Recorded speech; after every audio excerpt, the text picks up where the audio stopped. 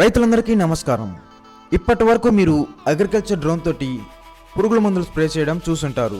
కానీ ఈ వీడియోలో మేము మీకు డ్రోన్ తోటి రొయ్యల గుంటకు ఫీడింగ్ ఎలా వేస్తారో చిన్న క్లిప్స్తో చూపిస్తాము. వీడియోని పరీక్షగా చూడండి. ఎందుకంటే ఫీడ్ అనేది చిన్న బాల్స్ రూపంలో ఉంటుంది కనుక కెమెరా కూడా సరిగ్గా రికగ్నైజ్ చేయలేదు.